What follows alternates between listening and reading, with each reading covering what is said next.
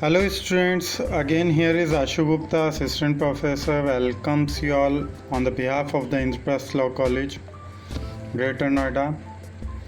In today's session, we are going to discuss about the recognition of some extra doctrines about the recognition and some extra covers some extra topics related to the recognition that is known as recognition of belligerency or recognition of insurgency.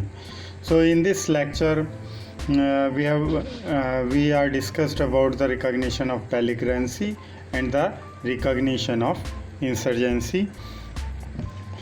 We have already covered many of the topics related to the recognition and the types of recognition, modes of recognition, withdrawal of recognition priorly in the previous lectures.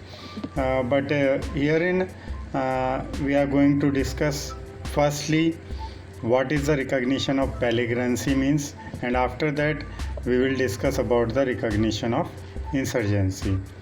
It is also an important questions on the behalf of your examinations, so understand well and note it down as you may think about that.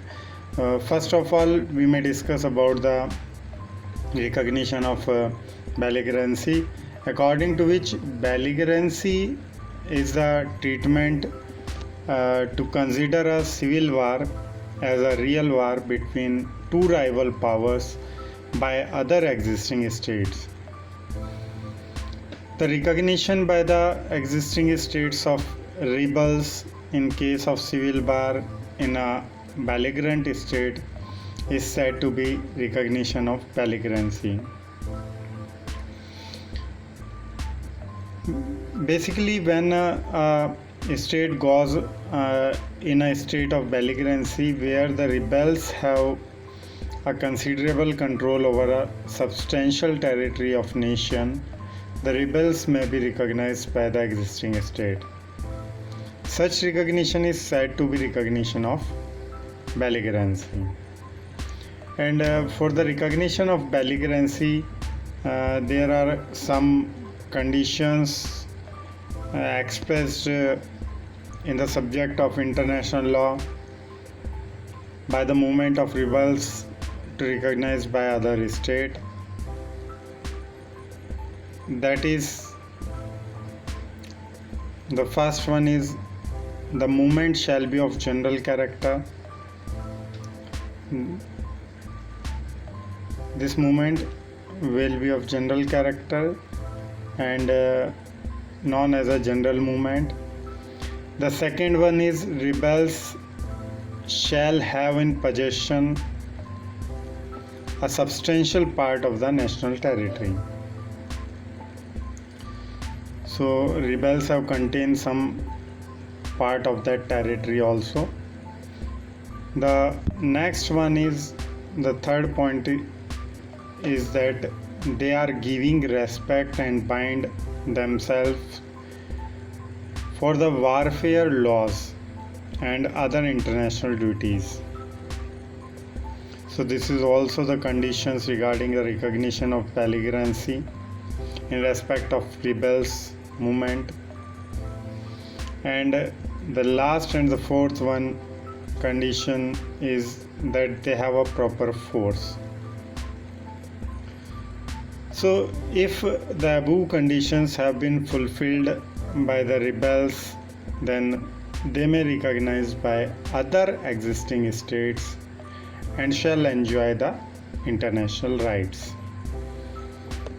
on the international platform. So basically, that is a concept of the recognition of belligerency.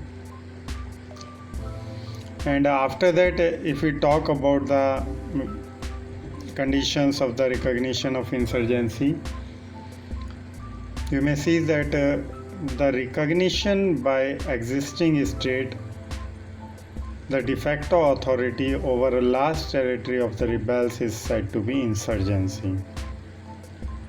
In case of insurgency, the rebels or the insurgents occupy a large part of national territory which was formerly governed by the parent government. And if they are capable to control over that occupied part, then the existing states may recognize it. Just like the conditions of the belligerency, in the recognition of insurgency, we also have some conditions in case of insurgency also in regard to the international law, wherein when insurgents occupies a considerable parent state's territory, they have a support from the majority of the citizens of the parent state, and they are acting under a proper command. And the last condition is that they have good control over the occupied territory. So these are the basic conditions relating to the recognition of insurgency. And when the case of an insurgency, the above requirements have been complied with, then it is on the discretion of the existing state whether to recognize or not. The recognition of an insurgency is the first step towards the diplomatic relations with their government.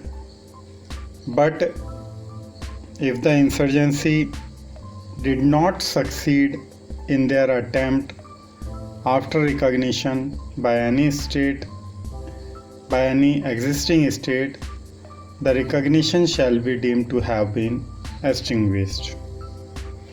So these are some conditions which is prescribed under the concept of recognition of insurgency on the behalf of the international law.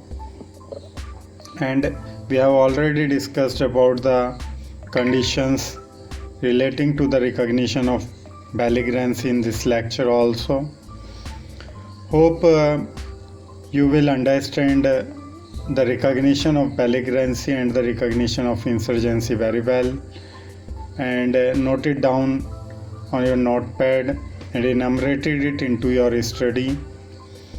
We will meet soon again in the next lecture. Thank you very much.